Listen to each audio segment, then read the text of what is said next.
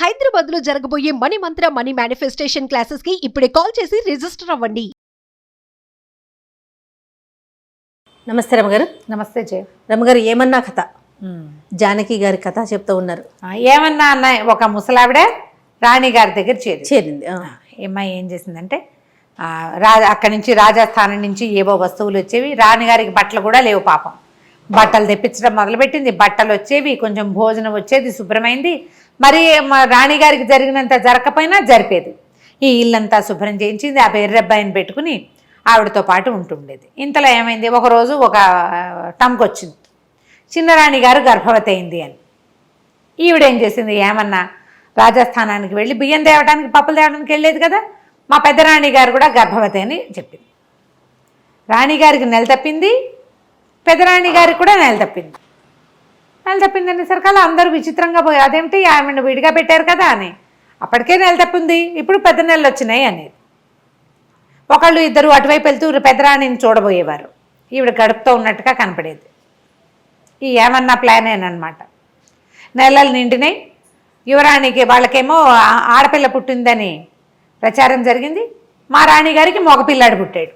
ఓహో, మా రాణిగారి కొడుకే రాజు అవ్వాలి రేపు. మగపిల్లాడి కోసం కదా, ఆడపిల్లకి రాజ్యం ఇస్తారా ఏమైనానా అనేది ఈవిడికి జరిగిపోతోంది. ఓ పిల్లాడు ఉన్నట్టుగా ఈవిడ ఇంట్లో ఒక ఉయ్యాల, రోజు ఏవో కేరింతలు అవి వినపడేవి. ఇది ఏమన్నా ఏం చేసింది, పిండితోటి గోధుమ పిండి నెయ్యి పోసి అంత పిల్లాడి బొమ్మ ఒకటి చేసింది. ఆ ఉయ్యాల దూరం నుంచి చూస్తే ఉయ్యాల్లో పిల్లాడు ఉన్నట్టు, లోపలికి వచ్చి రాణిని చూసే వీలు లేదు. ఉయ్యాలు కనపడుతోంది, కేరింతలు వినపడతాయి, మధ్యలో ఉంగా ఉంగా అంటుంటాడు పిల్లాడు. ఈ ర్యాట్లర్ ఒకటి కదిలిపేది, ఇవి ఉంటాయి, మువ్వలు అవి ఉండేవి.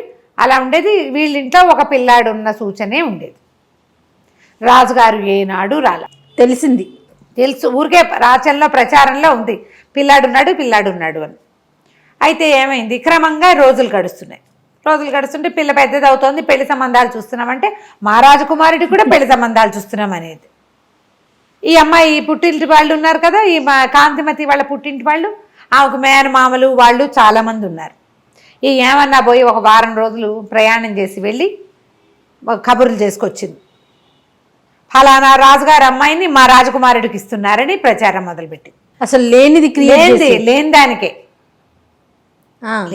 రాణి గారిని మళ్ళీ వెనక్కి చేర్చాలి, అది పాయింట్. అయితే ఈ కథ నడుస్తుంటే చిన్నపిల్ల యువరాణికి కూడా పెళ్లి సంబంధాలు చూస్తున్నారని ఆ రాజకుమారుడు ఈ రాజకుమారుడు ఉత్తరాలు వస్తున్నాయని చెప్పుకున్నారు. అసలు మా రాజకుమారుడికి పెళ్ళే కుదిర్చేశామని చెప్పింది. రాజకుమారుడికి 15 ఏళ్ళు ఉన్నాయి, యువరాణికి కూడా 15 ఏళ్ళు ఉన్నాయి కదా. 15 ఏళ్ళ ఆడపిల్లలకి మగపిల్లలకి కూడా పెళ్ళిళ్ళు చేసేవాళ్ళు. సరే, పెళ్లి సంబంధం కుదిరిందని మేము రాజకుమారుడు తరలి వెళ్తున్నాడు పెళ్ళికని ఊరంతా ప్రచారం చేసింది.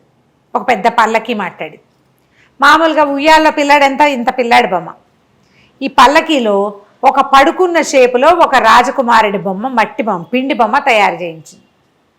గోధుమ పిండి బాగా నెయ్యి పోసి కొంచెం బెల్లం కలిపి ఇంత బొమ్మ. పల్లకిలో ఒక మనిషి ఉన్నట్టు, దూరం నుంచి చూస్తే మనిషి ఉన్నట్టు కనపడాలి కదా. సరే, పల్లకి తీసుకెళ్తున్నారు. మన పట్టప్రాణి గారు ఇక్కడే ఉంది, కాంతిమతి. పిల్లని తీసుకెళ్తున్నారు, పెళ్ళికి తీసుకెళ్తున్నాం, తరలి వెళ్తున్నామని ప్రచారం చేస్తుంది. అయితే ఏమైందట, ఆ ఊళ్ళో ఒక గంగానమ్మ గుడి ఒకటి ఉంది. ఆ గంగానమ్మకి పిండి నైవేద్యం పెడతారు. గోధుమ పిండిలో నెయ్యేసి అదే చలివిడి నైవేద్యం పెడతారనమాట. అయితే ఏమైంది, ఆ పూట వీళ్ళు పల్లకితో వెళ్తుంటే రాజకుమారుడు పెళ్ళికి తరలివెళ్తున్నాడు అని చెప్పుకున్నారు. ఆ రాజకుమారుని కంటితో చూసిన వాడు ఎవడూ లేడు. అందులో ప్రవేశం లేదు కదా అంతఃపురంలో. ఇప్పుడు ఆవిడనే ఒక పాడుపడిపోయిన ఇంట్లో ఉంచారు, అందులో ప్రజలెవరు వెళ్ళడానికి వీలు లేదు, ఆవిడకి బహిష్కారం ఉంది. ఈ ఏమన్నా ఒకటే లోపలికి బయటికి తిరుగుతూ ఉండేది.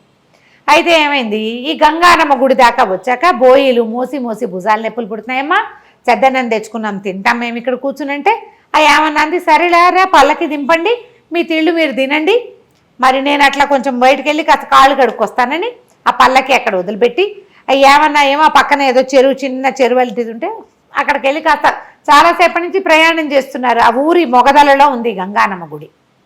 వీళ్ళు ఊళ్ళో లోపల ఉన్నారు, అదంతా నడిచి వచ్చారు కదా. ఈ బోయిలంతా ఒక పక్కన కూర్చుని అన్నాలు తింటున్నారు. ఈ బోయి చెరువు దగ్గరికి వెళ్ళింది. ఇంతలో ఏమైంది, ఈ విగ్రహం దేంతో చేశారు, ఈ బొమ్మ గోధుమ పిండి బాగా నెయ్యి పోసి బెల్లం కలిపి ఈ లోపలున్న గంగానమ్మకి ఆ నెయ్యి గోధుమ పిండి వాసన వచ్చింది. ఓహో. ఆహారం తెస్తున్నారని చూస్తోంది. ఎంతసేపటికి లోపలికి రాల. మామూలుగా అమ్మవారి నైవేద్యం ఎంత పెడతారు? అంతే. ఇంతదే మనం చలివిడి చేస్తే గుమగుమలాడుతుంది. అంత ముద్దతో చేసిన 15 ఏళ్ల పిల్లాడి బొమ్మ ఎంత వాసన వస్తుంది? ఆమె కాస్త ఇట్లా కూర్చుని ఉంటుంది పీట మీద. కూర్చుని ఆవిడ లేచి వచ్చింది. లేచి గుళ్ళోంచి బయటకు వచ్చింది. బయటకు వచ్చి వాసన పీలుస్తుంటే చూస్తే పల్లకీలో కనపడుతోంది గోధుమ పిండి ముద్ద. ఆమె అంత లోపలికి చేయబెట్టి ఆ బొమ్మను బయటికి లాగి ముక్క విరుచుకుని కర్ర కర్ర కర్ర కర్ర తినేయటం మొదలుపెట్టింది. తినేసేసింది బొమ్మని. తినేసరికల్లా ఏదో మోత వస్తోందని ఈ చెరువు దగ్గరికి వెళ్ళి నిదానంగా నడుచుకొస్తున్న ఈ ముసలమ్మ ఏమన్నా పరిగెత్తుకుంటూ వచ్చింది. అయ్యయ్యో మా పిల్లాన్ని విరుచుకు తినేస్తున్నావని గంగానమ్మ చేయిపుచ్చుకుంది. చేయిపుచ్చుకునేసరికి కేకలు పెట్టింది, నా పిల్లాన్ని తినేసావు, నా పిల్లాన్ని నాకు ఇచ్చేయండి. అమ్మ గంగానమ్మ విదిలించుకోపోయి ఆమె ఎంత విదిలించుకున్నా ఈ ముసలిది చెయ్యి వదిలిపెట్టలే. నా పిల్లాన్ని నాకు ఇచ్చే, నా పిల్లానికి 15 ఏళ్ల లక్షణమైన పిల్లవాడు కాబోయే పెళ్లి కొడుకు అలంకారం చేసి తెస్తే మింగేస్తావా అమాంతావు? నా పిల్లాన్ని నాకు ఇచ్చేళ్ళు, నువ్వేం చేస్తావో నాకు తెలియదు. గంగానమ్మ వదలవే అంటుంది. వదలవే లేదు, ఏమీ లేదు. ఇప్పుడు ఏం చేసింది? కాళ్ళతో చేతులతో పట్టుకుని ఇంత శక్తుల్లో ఉన్న గంగానమ్మని గట్టిగా పట్టేసుకుంది. ఆమె తోస్తుంది, ఇది వదలదు. అక్కడి నుంచి విసుగు, ఇచ్చాను బా పిల్లాడేగా వదులు అని ఒక్క విదిలిచ్చేసింది. ఈమె పోయి మేనా దగ్గర పడింది, ఆ పల్లకి దగ్గర.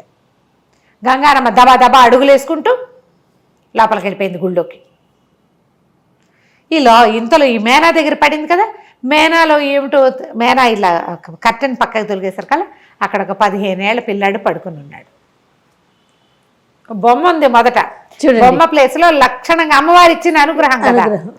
ఆ పిల్లాడినే విరుచుకు తిన్నాను అనుకుని పిల్లాడిని ఇచ్చేసానంది.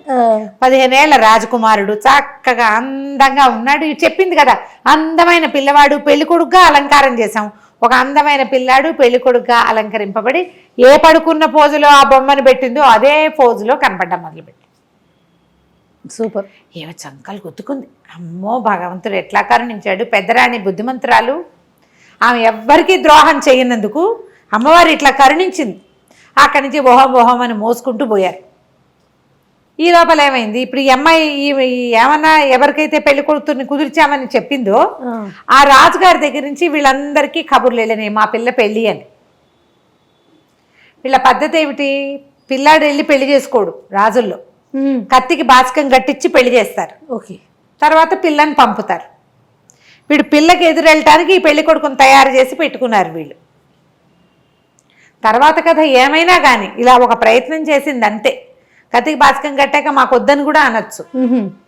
కథలో ఎక్కడో ఒక చిన్న మెలికలాగా కనపడుతుంది. అక్కడి నుంచి ఈ రాజుగారు చంద్రసేనుడు భార్యా సమేతంగా పెళ్లికి వెళ్ళాడు. వాళ్ళు పిలిచారు. రెండో భార్యను తీసుకుని వెళ్ళాడు. అక్కడికి వెళ్ళేసరికల్లా ఏమైంది? కత్తికి బాచకం కట్టారు. ఎవరి కుమారుడు అంటే రాజుగారు చంద్రసేనుడు కుమారుడే. చంద్రసేనుడు కాంతిమతుల కుమారుడు. అతను కత్తికి బాచకం కట్టి పెళ్లి చేస్తున్నారు. ఈయన ఆశ్చర్యపోయాడు. ఆ కుమారుడు ఎవడో చూడాలి. ఆ కత్తిని రాజకుమార్తెని తీసుకొచ్చారు. తీసుకొస్తే వీళ్ళేమో పల్లకి ఎదురుకుండా తీసుకెళ్లారు. ఈ ఊరి ఆ రాజ్యం పొలిమేరల్లో రాజకుమార్తెని తీసుకొస్తే రాజకుమారుడు పల్లకిలోంచి దిగాడు. ఆ దిగిన పిల్లాడిని చూస్తే నిర్ఘాంతపోయాడు రాజు. ఏమిటి ఇంత పిల్లాడా?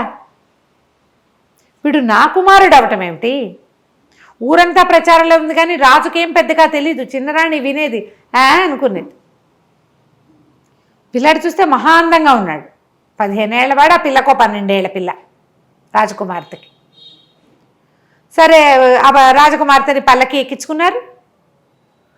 పిల్ల ఒకళ్ళనొకళ్ళు చూసుకుంటున్నారు. చంద్రసేనుడు గుర్రం వేసుకుని ఆగ మేఘాల మీద పరిగెత్తుకుంటూ ఆ పడిపోయిన శిథిలాల బిల్డింగ్ ఉంది కదా అక్కడికి పరిగెత్తాడు. ఆ కాంతి ఈ లోపల ఏం చేసింది? ఏమన్నా కూడా కబురు చేసింది, అమ్మవారి అనుగ్రహం నీ మీద పరిపూర్ణంగా ఉన్నది. ఇట్లా ఒక బిడ్డ వచ్చాడు, ఒక పిల్లవాడు మనకు లభించాడు. ఈ పిల్లవాడు నీ పిల్లాడే, నీ పిల్లాడి కోసమనే పంపించింది ఆవిడ అని చెప్పేసరికల్లా అప్పుడు రాజుగారు పరిగెత్తుకుంటూ వెళ్ళాడు కదా. వెళ్ళి అడిగాడు, ఈ కుర్రాడు నా కుమారుడా, నువ్వు ఎప్పుడు గర్భవతి అయ్యావు, ఎప్పుడు సంతానం కలిగిందంటే నీ దగ్గర నుంచి వచ్చే నాటికే నాకు నెలతప్పి ఉంది అని చెప్తుంది ఆవిడ.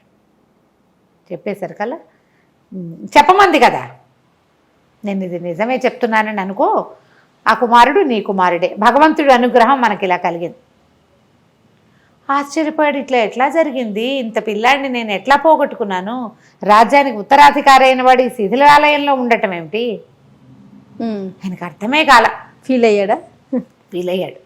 సరే అక్కడి నుంచి రాజకుమారుడిని మరి ఇక్కడికి ఎట్లా తీసుకొస్తారు, రాజకుమారుడిని రాకుమార్తెని తమ ఇంటికి తీసుకెళ్ళి సగౌరవంగా కాంతిమతిని కూడా పల్లకి పంపించి రాజస్థానానికి రప్పించాడు. అప్పుడు ఈ ఏమన్నాన్ని పిలిపించాడు. ఆవిడేం చెప్పిందంటే అందరికీ చెప్పింది ప్రజలకి, రాణిగారికి కుమారుడు కలగలేదు, ఈ కుమారుడు రాణిగారికి పుట్టిన కుమారుడు కాదు. ఆమె సహనంగా 15 సంవత్సరాలు తను చేయని తప్పుకి ఒక్క కంప్లైంట్ కూడా లేకుండా పుచ్చిపోయిన జొన్నలు పంపించిన ఆ వండుకు తిని నిశ్శబ్దంగా ఉన్నందుకు గంగానం ఇచ్చింది ఈ రాజ్యానికి ఉత్తరాధికారి అని చెప్పింది. నేను మంత్రి గారి ఇంట్లో పనిచేసేదాన్ని, మంత్రి గారికి ఇక్కడ సహాయంగా ఉండేదాన్ని. మన రాజుగారు మంత్రి గారిని ఊరు పంపించేస్తే నాకు పని లేకుండా పోయింది. నేను ఈ ఎవరి మహారాణి దగ్గరికి వెళ్ళే మార్గాన్ని చూస్తుంటే ఈ కుర్రాడు తగిలేడు నాకు. వాడు ఏమన్నా కొంటా అంటే ఆ ఏమన్నాగా నేను వెళ్ళాను. మంత్రి గారి దగ్గరికి వెళ్ళి ఇట్లా మహారాణి దగ్గర చేరానని చెప్తే ఈమెకు కావలసిన ఆహారము దినుసులు అన్నీ కూడా మంత్రి గారే ఇచ్చాడు. ఇప్పుడు ఆ రోజున చిన్నరాణి రాజుగారికి కంప్లైంట్ చేసింది, ఏమిటి వీళ్ళిద్దరూ గూడు పుఠాని చేశారని. ఏం మాట్లాడారో రాణిగారితోటి మంత్రి గారితోటి విడివిడిగా సభలో వినండి. చిన్నరాణి పుట్టినరోజు, రేపొద్దున ఆవిడకి పుట్టబోయే సంతానమే ఉత్తరాధికారి అవుతుంది. ఆమె మొదటి పుట్టినరోజు మన రాజ్యంలో ఘనంగా చేయాలని, ఆమెకి చీరలు నగలు తీసుకురమ్మని, పుట్టినరోజు ఏర్పాట్లు గ్రాండ్గా చేయమని రాణిగారు చెప్పింది. రాణి కూడా రాజుకి నేను చేసింది ఇది అని చెప్పి ఇంత ప్రూఫ్ బయటపడేసరి కల్లా రాజుగారు చిన్నరాణిని తెగ తిట్టిపోసాడు. ఆమె వెళ్ళిపోమన్నాడు. నీ వల్ల నేను నా రాణికి దూరం అయ్యాను, మంత్రికి దూరం అయిపోయాను. ఏదో భగవంతుడు అనుగ్రహించి ఇలా ఒక కుమారుడు వచ్చాడు అదే అనేసరికల్లా పెద్దరాణి చెప్పింది, వద్దు వద్దు. ఆమె ఏమంటారంటే మన ఇన్సెక్యూరిటీ ఫీలింగ్. నువ్వు పెళ్లి చేసుకున్నావు, భార్యతోటి బాగా ఉండకుండా ఎంతసేపు పెద్దరాణి పేరే తలుస్తుంటే రెండో వాళ్ళకి మంటగానే ఉంటుంది.